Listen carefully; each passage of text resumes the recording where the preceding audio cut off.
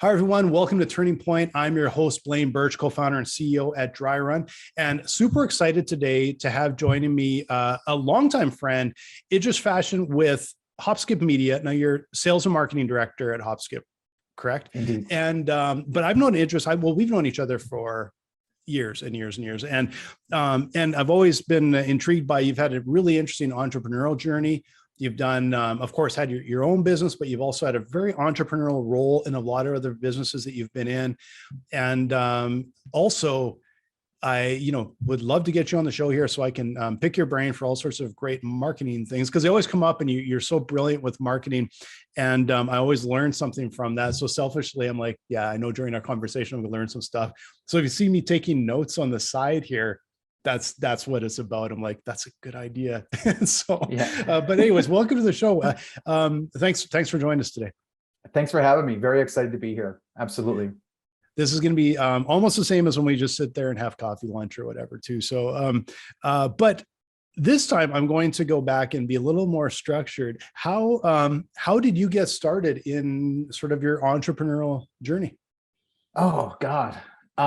If you want to go way back to the very beginning, I was one of those kids who didn't have a whole lot of friends and was always finding activities to do on my own and in my own sort of need and sort of occupy my time. And one such thing that kind of fell on my lap was I was doing a lot of chores around the house outside, and one of my neighbors got sick and asked me to start doing the lawn for them. And, of course I, acquiesced, followed through, got the $15. And then I got $15 and I was like, I just got $15.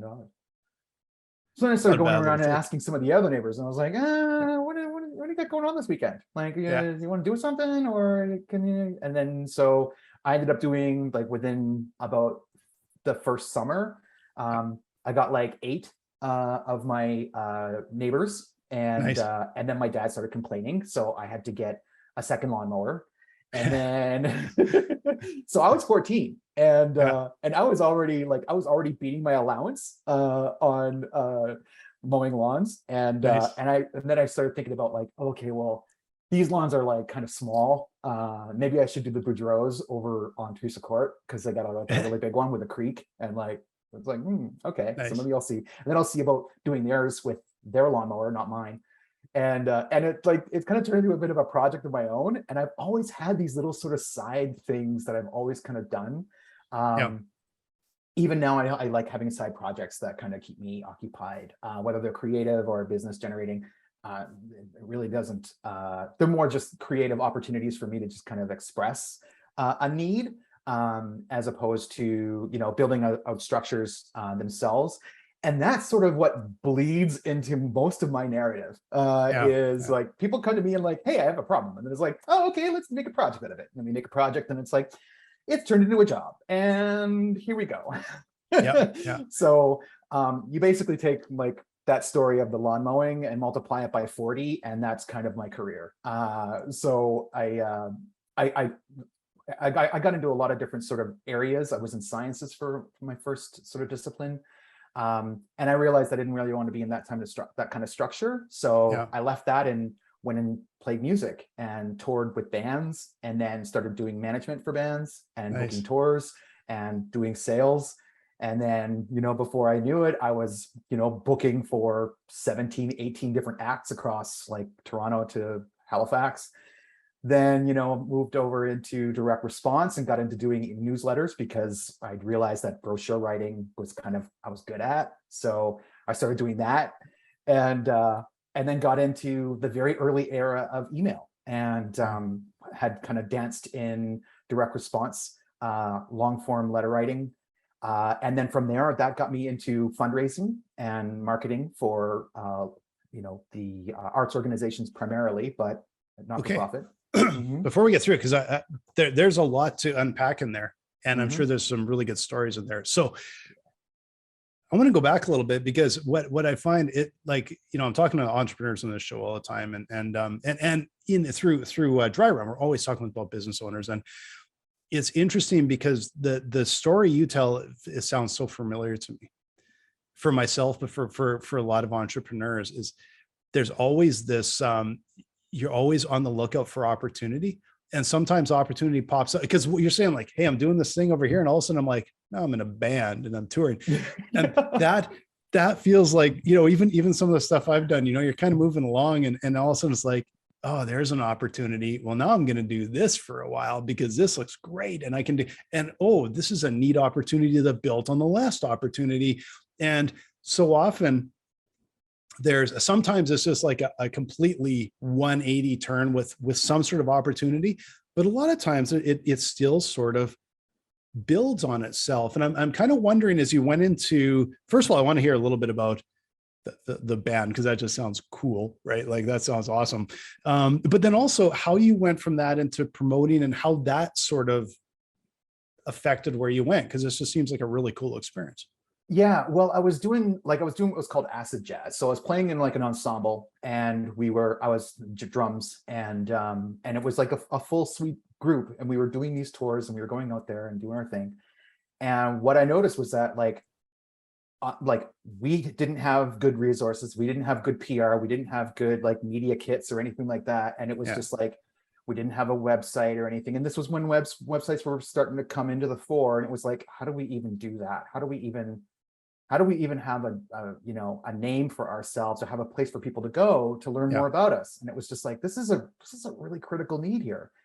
And when you're touring, you really notice that, because people come up and they're like, hey, you sell them some merch, and then you're like, no, we need to leave behind.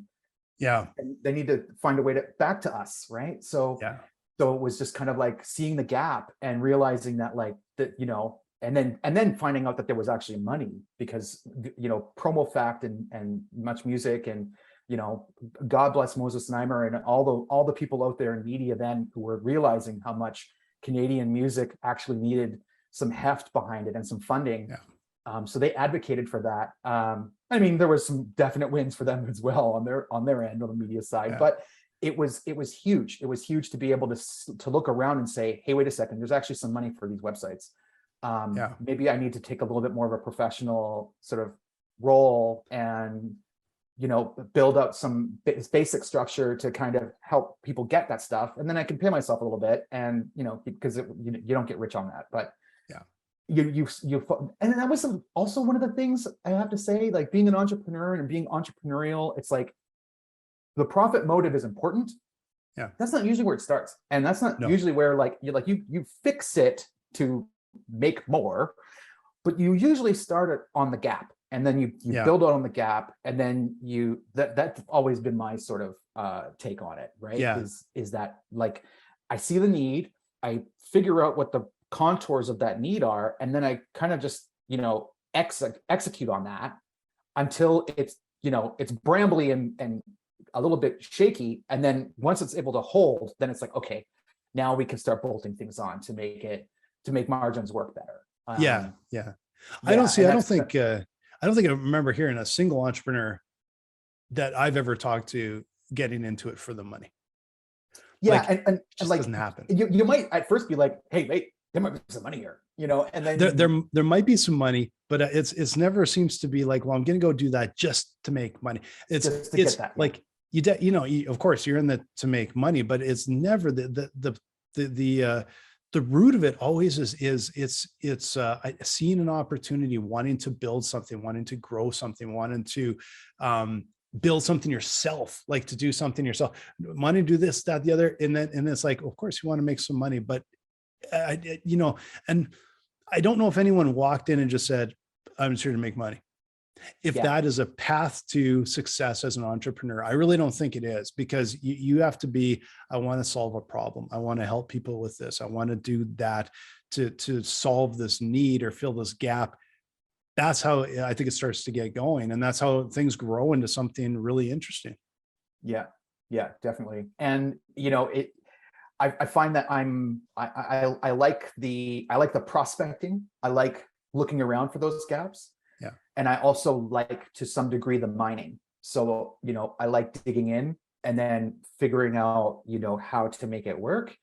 And then either giving it its wings and letting it go, or moving it on. And in the band management sort of frame, like we did great. We were winning awards in Eastern Canada for the work we were doing.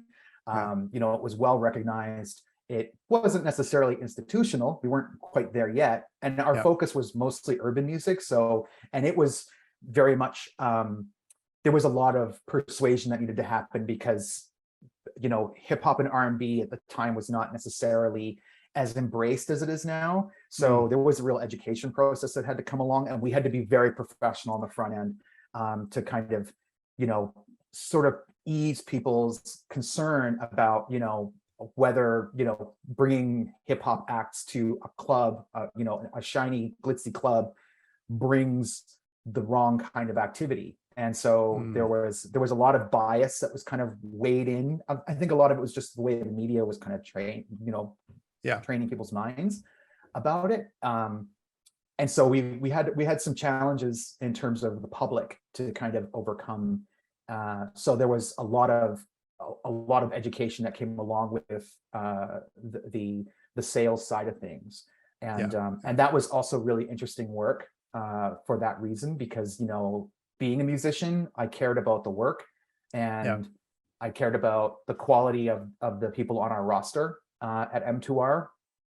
And I also really cared about the outcome. I wanted audiences to really to embrace what they were seeing, and to share their experiences. And it's weird, because that's no different from what I'm doing now. Like being in content, working in marketing, like I see so many parallels to my own sort of trajectory in terms of the things that actually drive me, and those are those absolutes, audience, empowerment, and giving people, using either technology or message to thrust people forward, but in a way that empowers them to spread the word or do more with it. The one thing that kind of struck me when you're talking about that sort of challenge, and the challenge of sort of marketing communications, and how you serve two groups, because when you're talking about music and you're talking about something that you're trying to attract people that are interested in something that's new and that's different and that's edgy and that's a little on the dangerous side, and that can be from that's what a lot of from sort of indie and rock and roll and back in the hair punk bands, even in the 80s, and rap and everything else, they all have this. They sell to people, and they sell to young people, especially because it's like, that's different, and it's counterculture, it's a little dangerous. And then on the other side, you're saying, but don't worry, it's not dangerous. We're going to be in your community, not dangerous at all. But I'm telling this guy's kind of dangerous, because that's going to make them want to come to the show. And that makes it's kind of interesting, like how you actually, it's like you market to one side and market to the other. it's a real challenge, right? You market to one side to sell it, and then you sell to the other side to ease their anguish and what the buyers are saying. And it's like, well, no, that's not what the buyers are saying, is not really what's happening. They're going to go on stage and they're going to look great, and they're going to go backstage to the green room, and they're going to be very well behaved. Yeah, exactly. So you must have been in Eastern Canada at the time then, because you said it was from Toronto to Halifax. Were you in Toronto or Halifax or Halifax? Mostly Halifax. Yeah. Okay. And so I grew up there. I grew up in that beautiful coastal city. Yeah. It's such a great city, and such a vibrant music community there as well, which is it's one of a kind. You really don't see anything like it. It's so familial and so warm. You don't really. One of the things I used to do, like on Halloween, for example, was I used to get in a costume or whatever. And this is something you could do in your 20s, and no one made any bones about it. You could just bring a case of wine in your backpack and just crash parties, and then just bring a bottle of wine to whoever's house it is. And you could go into and I would do this, go to random houses that were having Halloween parties and just crash it, and just be like, here's a bottle of wine for the host. I'm just going to crash this party. And I made tons of friends doing that. Nice. And it's like, it's not something you can do. Like, I'm in Edmonton now, and I mean, I love Edmonton, but that is not something I can do.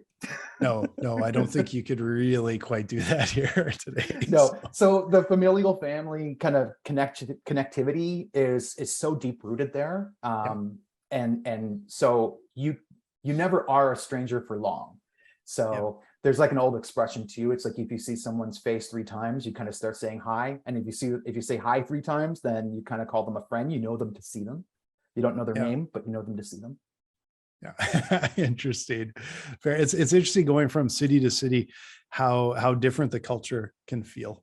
And it goes from a friendly to a very like unfriendly, to be honest. And how that influences you, how it influences how you work, right? So, you know, like my sales approach there was so different from, you know, my sales approach here, where now I take a much more polished appeal. There, I would almost never pick up the phone. I would always just drop in cold and take a chance, drop in cold. And I mean, I've had lots of like sales kind of oriented roles. I wouldn't entertain doing that anywhere in that I've lived in Alberta. You just can't really do that now. And well, especially like in the sort of COVID era, like, you know, we've gone years here with nobody dropping. Now I'll say that just this summer, for the first time, we have our you can see our kind of our deck from the street, and we got those, you know, those patio light things that everyone's got, and they look beautiful, and nice little setup and a big umbrella and all that. And a few times this summer, we've had like a neighbor we haven't seen very much for years, barely, literally just stick his head out, and I'm coming over for a beer, and just come walking over, because it's like, it's so inviting. We're gonna get, it's like, man, we haven't done this in years. Like it literally came to a dead halt, and now it's starting to at least waken up a little bit. But it'll never quite go back to where it was, right? I don't think it'll ever quite get to that point. And that's that we're losing something there. We've gained some cool things in the meantime that's helpful and everything, but you're definitely losing something on that side as well. Yeah, I completely agree with that. It feels like on some levels, we're sort of like the blossom that hasn't quite opened yet. It's still trying to emerge, but we've definitely lost some petals. Yeah. You know? Yeah, for sure. Yeah. So you were, now you're doing well, like you're doing well with this. It seems like a really cool gig, everything. What sort of led you, like, what were some of the challenges, or did you just kind of go like, nah, I've had enough of this, on to what kind of led you on to the next thing? It was its own self-running thing. So I was kind of like, okay, I'm kind of, you know, am I needed here? Is it necessary? And how much longer will it really, how much runtime does it really have as a business before people are just going to be able to do their own thing? And we could kind of see that. So, so we jumped ship. I think like all of us kind of jumped ship around the same time, within the same year. I ducked out to go into not-for-profit and to put more energy into the supportive mechanisms that were allowing us to do the things we were doing. So, you know, so I kind of moved out from specifically sales into more fund development. So I was doing, you know, working with volunteers in some ways. I was doing a lot of asks, you know, courting, you know, larger donors and that sort of thing. So for different types of arts organizations across the globe, what brought me actually to Edmonton and Calgary were opportunities with the Epcor Center for the Performing Arts there, and then also here at the Edmonton Symphony Orchestra. Specifically. It's well, so it's sort of, again, it's a little bit of a trail. It's still kind of in music, but you're going, and it's funny because I've talked with people that have run nonprofits before, and it's like you kind of explain to them, like, it's revenue. Like, I know you call it donation, it's sales and it's revenue. That's right. You can characterize it something else, but if you don't have enough money coming in the door, you're going to shut your doors at some point. Like, you still have to have it coming in. And so, you know, it's a different approach for sales, but really in the end, you're still doing sales to a large degree. Yeah. And it's cash flow you're just not allowed to handle. So, you know, you're thinking pipeline, it's the same game. Yeah. You know? It's literally it's you still have revenue, profit, cash flow. Hopefully you have actually literally have some profit. I've said that to nonprofit.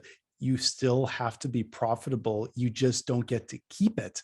That's right. You can leave it in the organization and do fun stuff with it.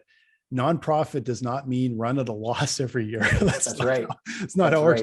And it's it sometimes can be a tricky conversation to have because there's a very different mindset on that. And it's like, no, to be healthy and to really help, do what you want to do and help whoever you want to help, aim to be in the black, Yes. Yeah, you don't keep it, you don't put it in your bank, but.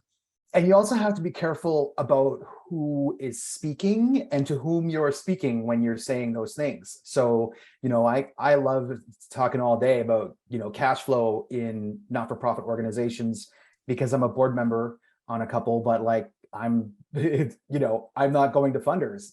So I don't necessarily have to worry about those words coming back to haunt me, which, if you're talking about cash flow and you're not for profit, if, you're around the wrong people, people are like, Oh yeah, this does not sort of go out to the end person you're trying to literally sell. You're looking for a donation.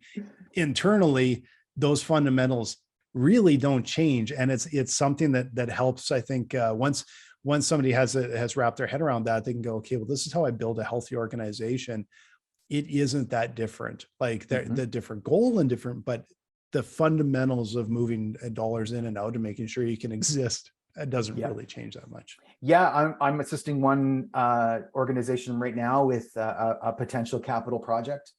So they're looking to get a new home, and we're going to do some sort of initial assessments and look at what the market can bear and figure that sort of those pieces out and do some analysis on that, and then kind of take it back and say, okay, well, what does because you don't really launch an official capital campaign until you're at least close to 50% sold, if not more. Interesting. Okay. You don't want to do it because the thing is there's a curve for how much you can fundraise. So you want to be kind of midpoint in that curve before, so you have that momentum, you have the power of momentum working for you. It's really easy and so much easier as a marketer to be able to do that once you had that happen. And I mean, a lot of that too can come from the government and those funding engines that are looking to those capital projects because they're asset value accruing opportunities for not-for-profits. So they recognize the value of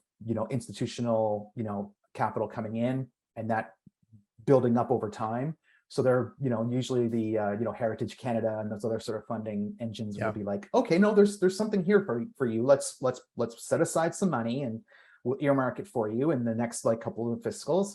And then you say, okay, great. So you have that, and then you get some individual donors. You get, maybe someone who bequeaths or a piece of something that bequeaths from a family or an institution. And then you say, okay, hey, we're really close. Like, this is what we're doing, and this is how much we have, and this is how much we're looking for. And people come along and they say, oh, that's cool. Like, this has been going on for a little while now, and maybe I'll cut a check.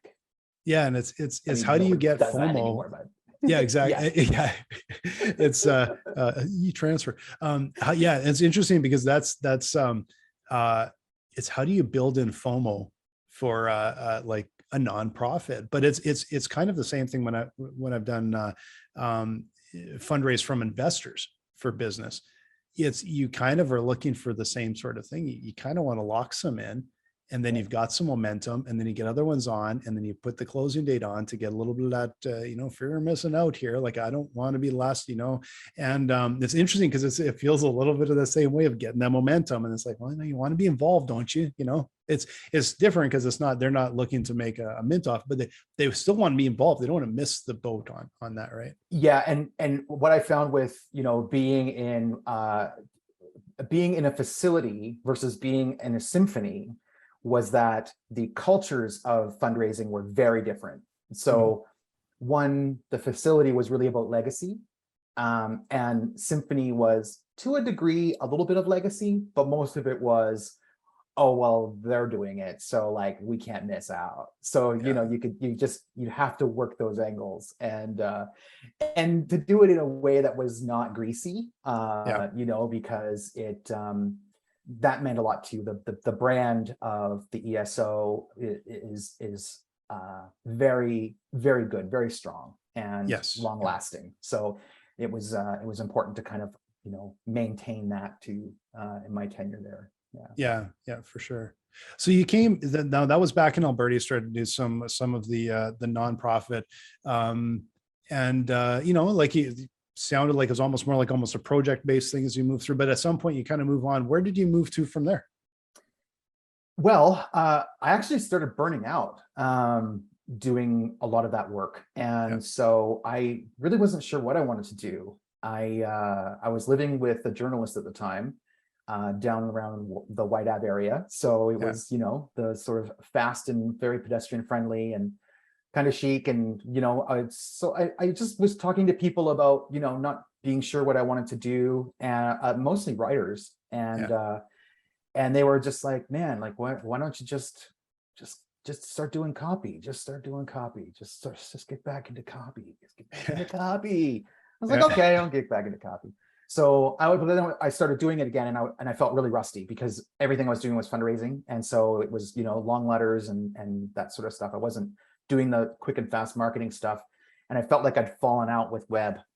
So I really wanted to get back into that. So I actually went and did a degree in writing, professional writing, and started with the journalism diploma and learned a craft story, and then went from there and did I'd say more of a focus on web and fast copy from that point.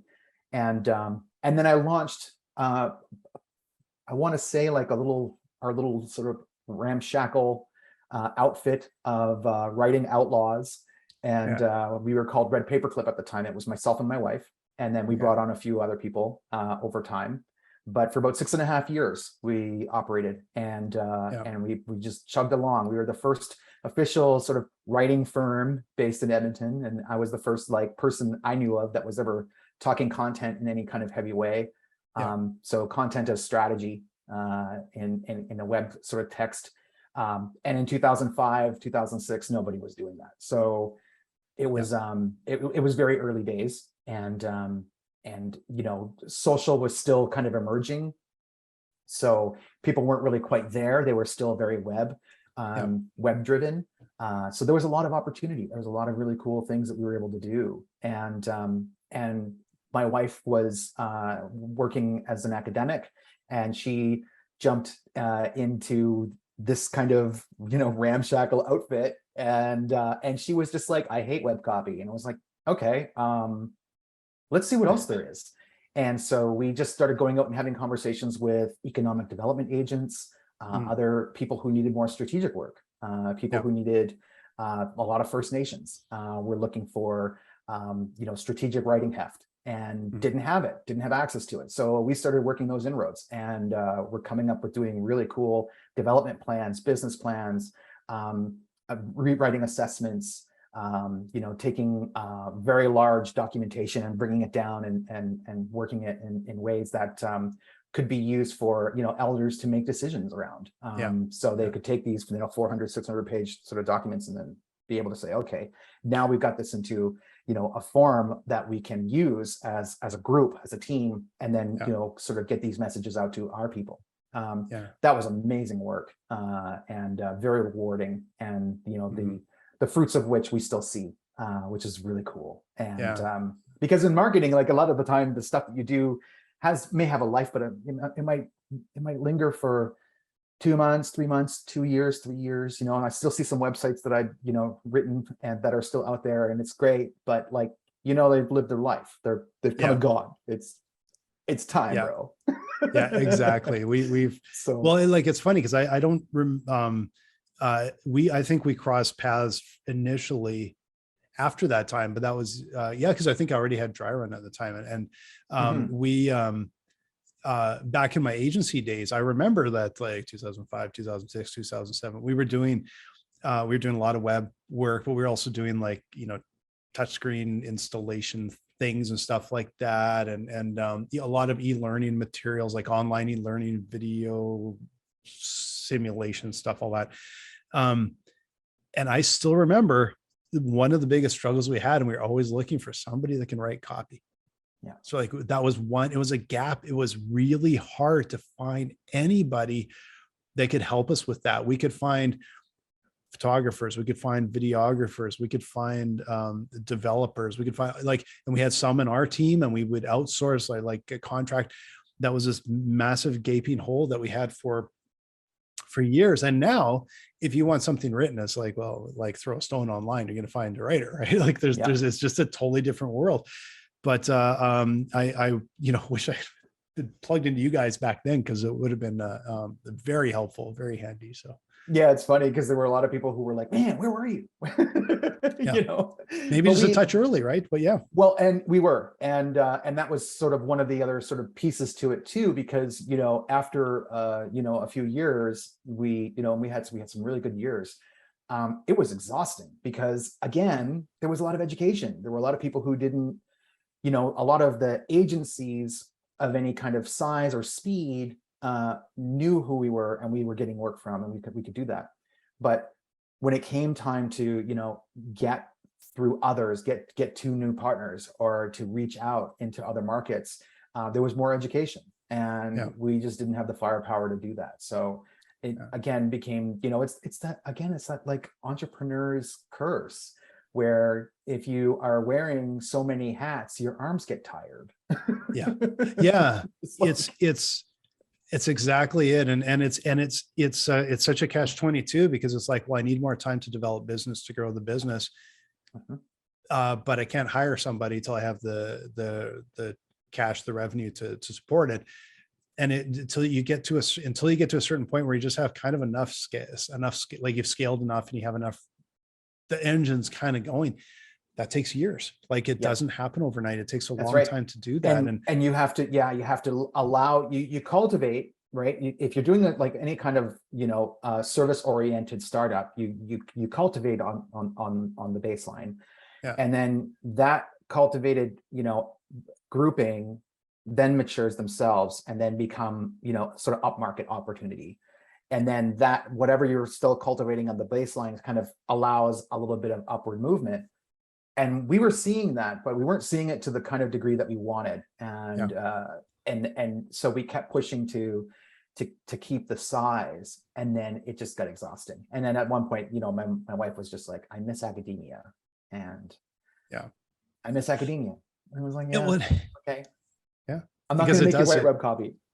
Because it gets exhausting, especially if you're doing the work. Like I'm a designer by trade. I have a master's in design. I have 2 degrees. I taught at the university as senior design courses for years. Like, and how much design I did in my agency? Like almost none. I hired people to do that so I could go out and get work and manage the business and everything else. And I would give my 2 cents here and there. Probably most of the time they felt it was worth 2 cents, but every once in a while it was worth like $20, because they would be like, I'm totally stuck. Do this. All right. Unstuck. But I did almost none of that, because it just, you get thrust into that role, and it's like, hey, we either, we have to grow to be able to get sustainable. And then, down the road a few years, and you look back and go, somehow, I'm making more money than I was, but not like an incredible amount more. But the amount of money that we have to generate every month to stay in business starts to get kind of scary, because you're like, there's no way I can't float that. I can't, like, it's beyond, when it was like 1, 2, 3 of us or whatever, it's like, yeah, you can kind of scrape by. It gets to the point where it's like, no, that doesn't work anymore. And that's, you've just made it bigger, but you've made a big pile of risk that went with it. Right. So it's a different world. And to be honest, I kept things running a year and a half longer than I should have. And a lot of that was because part of it was pride, but the other part was that I wasn't honest with myself about, how close, how much further I wanted to go in the failure, and why that was, right? Because I really felt like I'd owned that creation. And unlike pretty much any other project I had done, this was one that like I felt really close to, and I began to kind of build an identity around it. Yeah. And I noticed that was my trip. That was my where I struggled and where I made a logical trap for myself. I wouldn't even say logical, emotional trap for myself, was because like I saw myself as a writer and I needed to have the writing business in order to be the writer. And I didn't. And so I didn't even need to be a writer. I don't even, and like, I look at myself now and yeah, I can work as a writer. I can work in any kind of capacity. You need me to blast out 50 ad copies, you got it. I'll see you in 2 hours, you know, like cool. But at the same time, like that's not me. And that wasn't me. But instead I took ownership. I took a heart ownership of the business, and that tripped me up. So I ended up losing out on about 18 months of an elongated failure period that, you know, I still kind of kick myself for, but it was a good lesson, a really good, valuable lesson. But I don't think that's anything strange. Like an entrepreneur, like to slam the door quickly is hard. And like, as I've done that with even different like initiatives or channels that we've done, and even back in my creative agency days, some of the opportunities we chased for a few years before we went, why are we doing this? This is painful. It's hard. And over here, you know, we're doing really well. But, you know, also like, why don't we do what's over there? But there's that little bit of that pride, that ego. You've put both feet in, you want to keep going. And I think it's a lot of the things that it's hard for entrepreneurs to do. And I'll say the same thing. You always hear like hire slow, fire fast. Right. You know, firing fast is really hard, right? Yes. It is hard. And but how many, you know, unfortunately, like I'm in business for 20 some years already. So yeah, there's been a few people I've had to fire along the way, and I have never done it fast enough. Like I always look back and go, yeah, way too long, right? Because there's so much other stuff around it. It's looking back, it seems simple, but at the time there's everything wrapped around it that makes it not quite as simple, right? Yeah, and firing myself at fast is the hardest of the hard.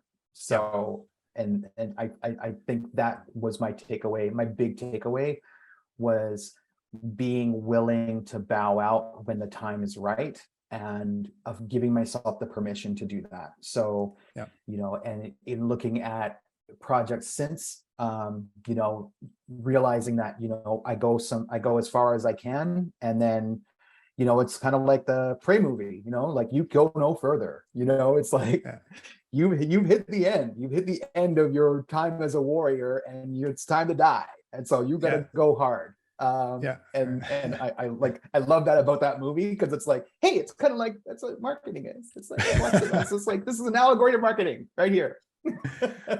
Predator's the audience. But I know, like, at least from a marketing perspective, because I'm not a marketing like I'm that's not my area, right? And I know there's times that I actually think probably have let things go sooner than I should have, if I didn't see success almost right away. And you think everyone else is having this massive success or doing this or that. And there's things that I'm kind of like, maybe we didn't actually like do our like test enough, go through the gritty hard part to get to where something's really running well.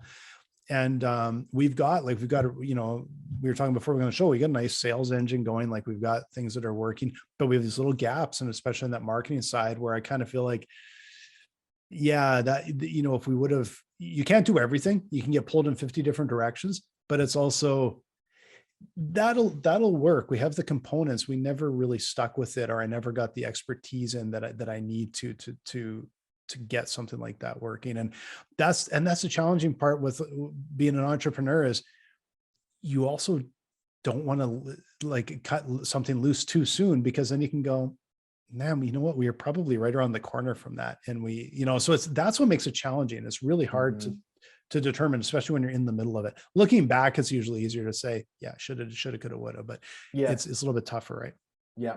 and I find that too within in marketing channels themselves. Often we fall into the trap of, we'll A/B test the crap out of everything. But for how long are we doing it? And to what depth are we working it?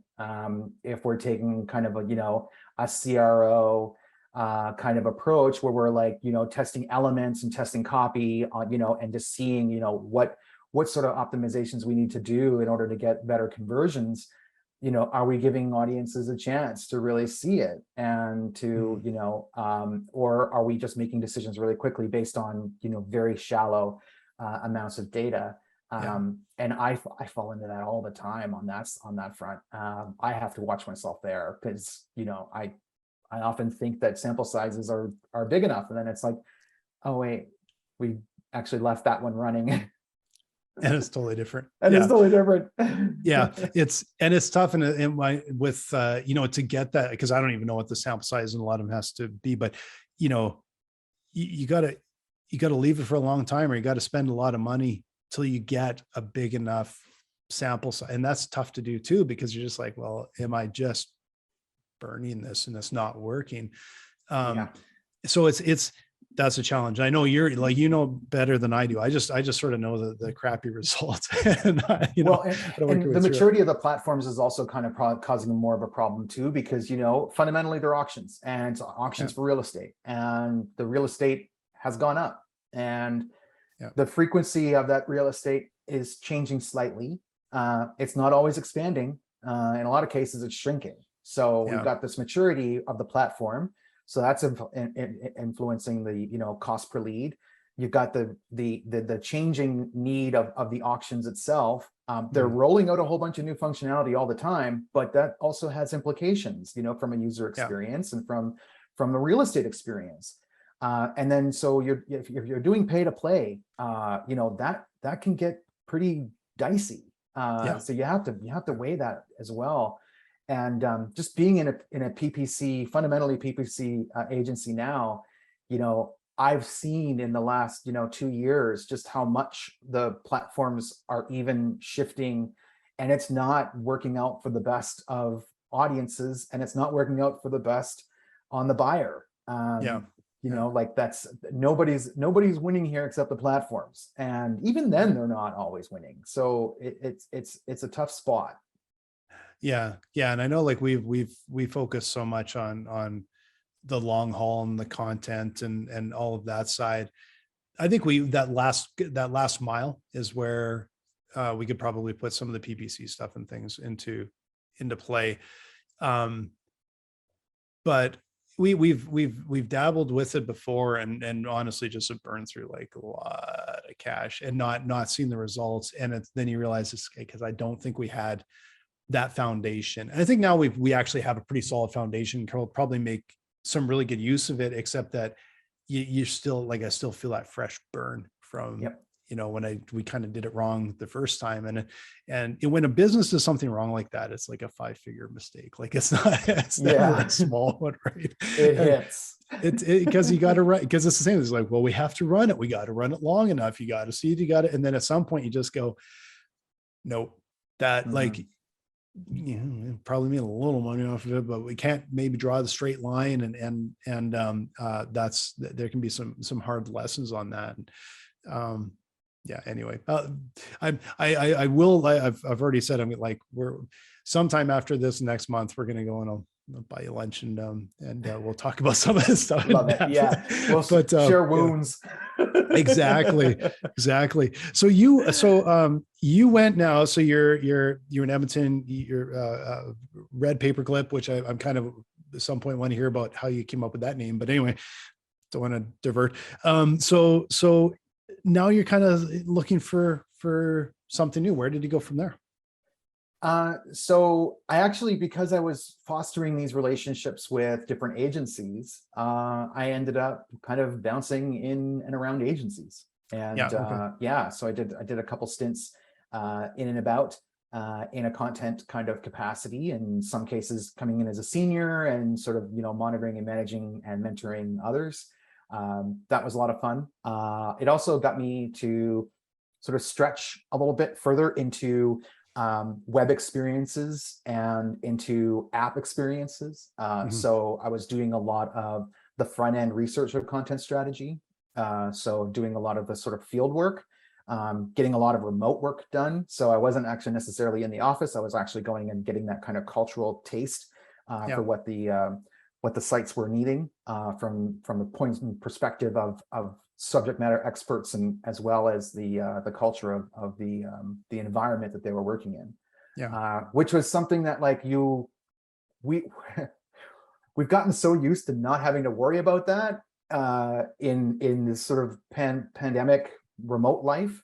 But I tell you, like working a content strategy for a bank versus a foundry, and going into these locations and seeing how these people work and seeing how they communicate and seeing how they talk to their customers, and understanding that like that is fundamental. Like you have to have a way to map and understand that, even if you're not putting it in your prototypes, even if you're not putting it into your design files, even if it still needs to be baked into your team, you still need to have an understanding of how that all comes together.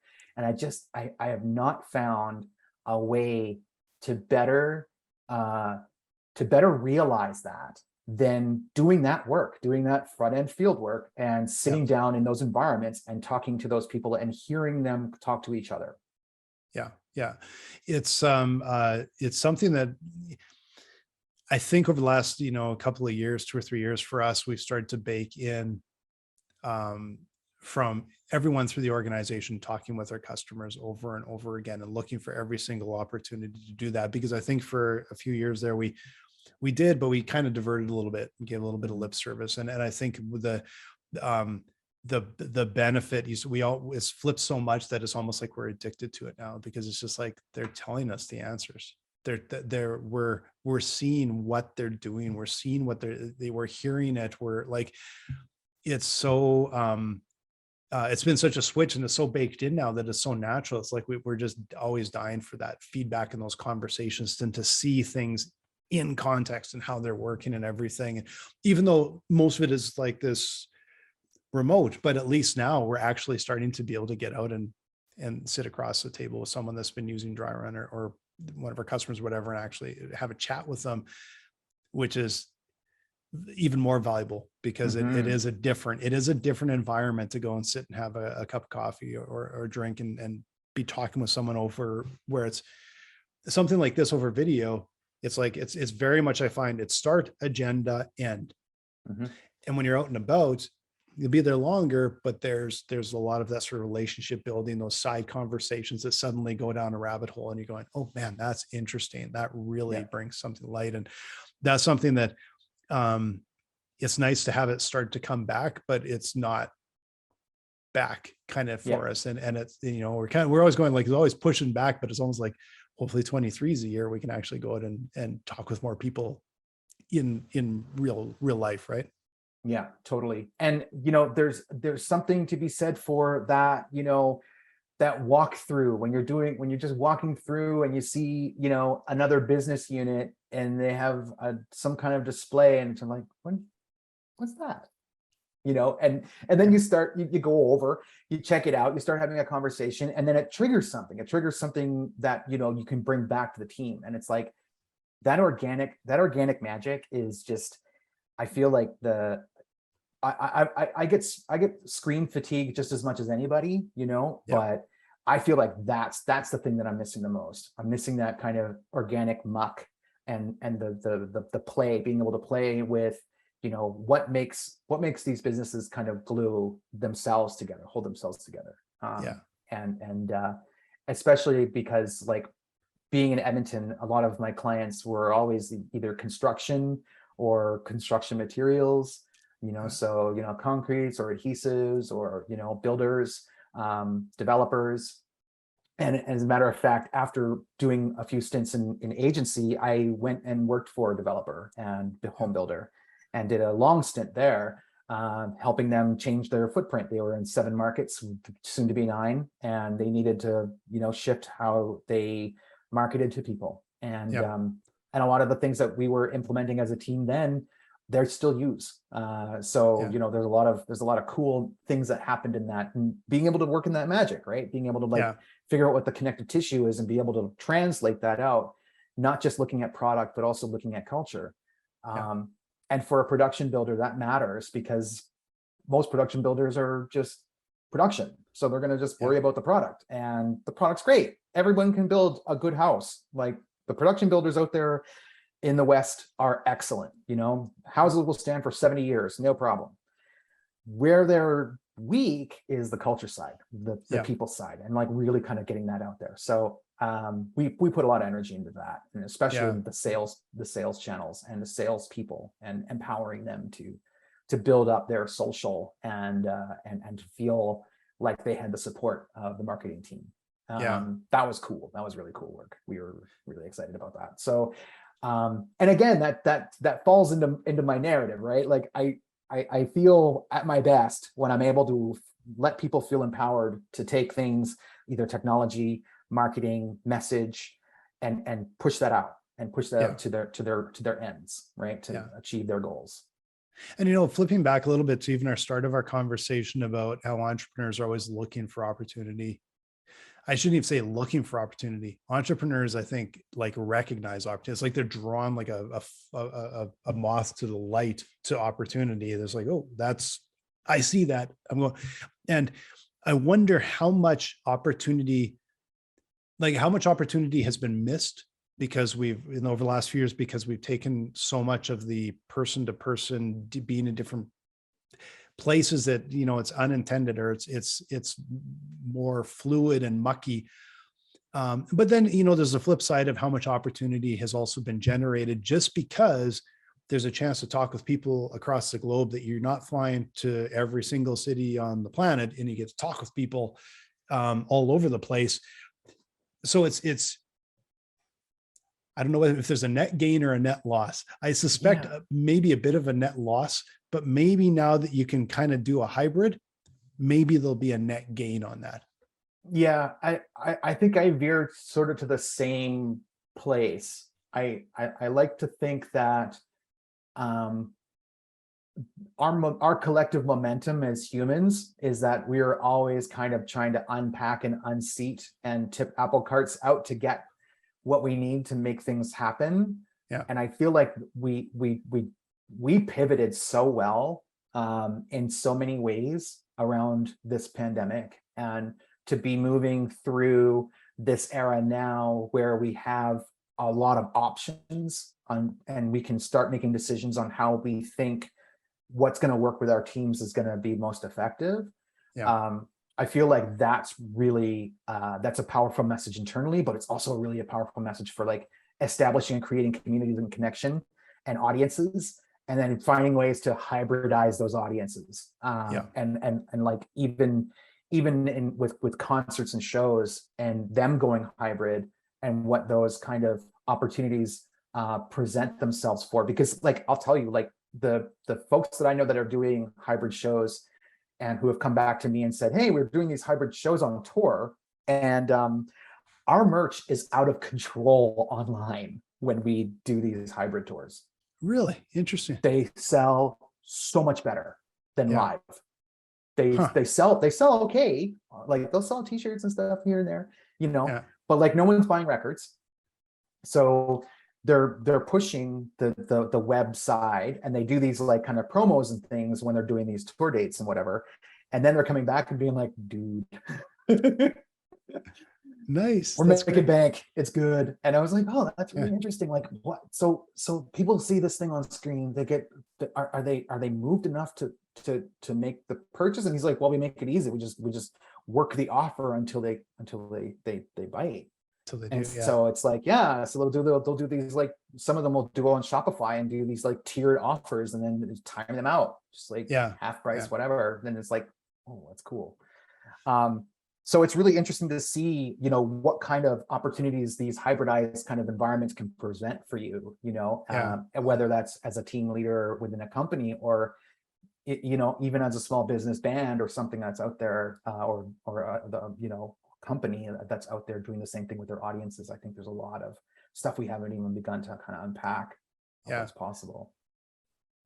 almost started laughing when you said nobody's buying records anymore. And I just got a notice on, and this is like on my shop, like on my cell phone from Shop of, it's Shop, I think is what it's called, of my shipment of like a half a dozen vinyl records are on their way that I ordered yesterday. I should temper that, because like that's not, there are definitely markets for that. And many of my friends, it would kill me for saying that, because I used to be a vinyl collector and I've kind of fallen away and turned into like a terrible digital, like I'm a mess. I'm a mess. I've gone into subscription, and it's beastly what's happened to my collection. But I'm out, and then like I'm out of the club. I'm fully out of the club. My brother is not. My brother is like an avid hip hop collector, and I was very much like 80s punk and techno. So I was very and reggae. So I was very much in that sort of realm, and he's still religious in his collections, and so yeah, I should be very careful. But it's niche. I get it. It's super niche. And I was like, at the mall. It's so funny. I was at the mall the other day too, and I was walking by one of those Sunrise Records, I think it's called. I'm like a retailer, HMV. You think about all those kind of shops that existed in yesteryear that have just fractions of what they used to be. Yeah. Place was packed, and I was like, wait a second, but I was like, okay, so just looking at the floor, how much of it was actual product and how much of it was like music product and how much of it was merch. And from my eye, it was about 60-40 split. And there was an activity across the board. So I was like, wait a second. I mean, that'd be representative of what their sales trajectory would be. So if it's 60-40 split on the floor, it's like, interesting. It's something to take home, right? It's something to think about. And the world's changed. And like, I'm not like, I wouldn't say I'm a vinyl collector. I have a record player right here, and it's awesome. This Project record player. And I listen to vinyl in my office here in my office in Scottsdale. I listen to vinyl. And then as soon as I walk out the door and we go on the patio or go in the car or whatever, it's like Spotify and podcasts. And like, so I'm like, it feels to me, it's almost like this hybrid world of like Zoom and then going to meet someone for coffee or beer. Same thing. It's like vinyl here, because when I'm working, I love to have that whole record play, and it's got this real warm, nice feel, and I can stand up and flip the record. But then it's like, as soon as I walk, 30 feet that way and I'm out of the office, I like Spotify on, like, it's like totally completely flipped to something different. And it's this hybrid sort of world now, I think. So, yeah. Now we've been chatting for a while here, so I want to get into like, what are you doing now? Because we haven't even talked about Hopskip and what you guys are doing, and a little bit about what you're doing, how people can actually get hold of you. So Hopskip, so I've been with them for about a year and a half now, and I came in to help them sort of, Amit, the founder, is a brilliant woman, and she has been. We go back probably about 10 years. We did a stint at an agency, and we were in the same cubicle. So kind of like almost like we were sort of back to back. She would always bring in like lots of candies and treats and things that would sit on her desk, and I would hate them because I didn't like treats or candies, but she still put out the best like campaign stuff, and I loved working with her. So I put up with it. Nice. And so I was doing content and she was doing the campaign side of PPC side for this agency. And of course, she plays to her own beat, drums to her own beat. And so it wasn't long before she had found her way out and building something for herself. And in that time, I had gone enterprise and did a stint with a home builder. And she was out in the market working for a few months, and I just thought, we should do something. We should try some things. And so we started working together. We worked together for about 4 years in different capacities in the paid channels, and we were able to do some really great work together. And so we knew each other and understood each other and each other's needs. So it was really, really healthy to have that in a vendor. And it's quite rare if you're going in as a new manager to a large organization. You know, there was about 300-400 people in the company overall. So, you know, it was great to have that kind of familial connection to someone that you knew could deliver, and if they couldn't, they were going to tell you. And so there was and you know, lots of agencies have a problem with that. So that always attracted me to working with her, because she's so values driven and she's just upfront. And if she doesn't think that something's not going to connect, it's not, and she won't do it. So we've always retained that kind of friendship together over the years. And so she just came to me and she said, look, I've got a gap. And some of it is on the sales front. Some of it's just, you know, working content and just having a bit of strategy on the content. Maybe you can help me. And let's see what we can do together. And then you know, it was hard for me to say no to that, because, you know, it's a challenge. It's a challenge to help build out, and especially in light of where we are and the era we're in. So and you know, my role kind of ebbs a little bit here and there too. Some personnel work as well, because we do have a content team. And there's some mentorship and support that comes along with that, which, you know, I also love. But fundamentally, being a PPC agency out in the world, we push, you know, those KPIs. Everything is about those absolutes. So, you know, we work a lot with, well, I mean, we're across the board, but, you know, a lot of the tried and true kind of businesses are the ones that come to us, the ones who know that they have, you know, active channels in let's say Google, or even in Facebook. You know, as much as Facebook is what it is, it's still Driver. But they come to us and they say, you know, this is how we feed our fleets. We need, you know, X conversions. We need, you know, let's say they're using ROAS calculations. You know, they want a return on investment of X. You know, if it's retail, you don't want to be doing less than 8 to 1. And so if you're doing any kind of larger purchase products, you probably want to be 11 or so, you know. So it's a tall order. It's a lot of work. It's a lot of muscle. And we are very data driven. So there's a lot of times where we say, don't know if we can get it. And, you know, we are honest about that. So I so appreciate that. I so appreciate being able to do a functional audit of what's really out there, and being able to say, okay, from the data we see, this is what we can do. This is what 6 months looks like for you. And if you don't like us particularly, take this anyway, and just do something great. Good luck. You know, like, I love that about the connection and being able to build long-term business friends, even in those interactions, right? Where they say no, or we say no. It's like, there are very few places now that afford you that flexibility. Certainly not in like any kind of generic sales kind of role, right? I worked in print for a very short period of time, and I will tell you that that's not acceptable. Exactly. You know, it's and that's the thing that I think I wanted to just make sure I highlight you guys, for people to be able to look for you, because when you're like, from a business like mine, you're looking at an agency or marketing agency, and so often you look and you don't know if it's people that graduated last year or what they've done, but I do know is that, like we've talked through this whole time, the wealth of things that you've done, the wealth of knowledge that you've gained over the years from doing so many different things and doing them really effectively. And I'm now in working with someone else who's highly experienced and has been really effective, means you guys can be really effective and you know what you're talking about. And that's sometimes tough to find. So I'm sure there's people out there that are looking for somebody with your type of experience, with your firm's type of experience. How do they find you guys? Well, you can find me on Twitter. I'm always on Twitter. I'm one of those sad souls that was addicted early on and never learned to be nicer. So I'm always out there. But you can find me there. I'm the content kid.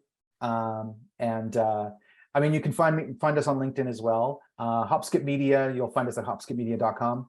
And Amit is, well, it's Amit Kabra, but also the AdWords girl is what she is on Instagram.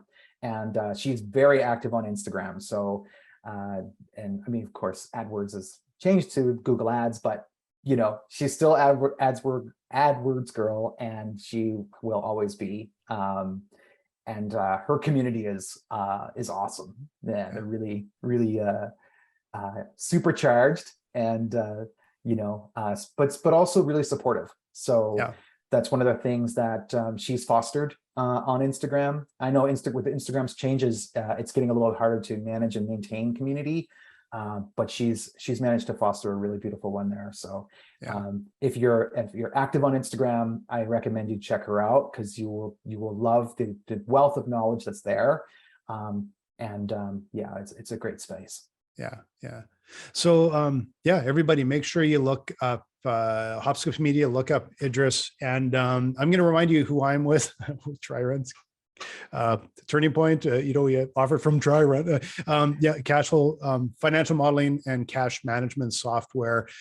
We work a lot with CFOs and CPAs that are advising their clients, advising management teams. That's the type of people we work with, and we help them do it much faster, much more effectively, compare their options, and know where they're heading into the future. So that's what we're all about. And I think we're going to call it a day, because if we start talking about cars or watches or some other thing, we'll be here for another 3 hours. So we're gonna call it a day. So everybody, I highly encourage you to take a look at Hopskip Media. And Idris, this was so much fun. It was so much fun just sit and chat with you. And next time we'll do it again soon. We just won't record that conversation like we did today. Awesome. Thanks so much for having me. Great to be here. All right. Thanks so much, man. Have a good day.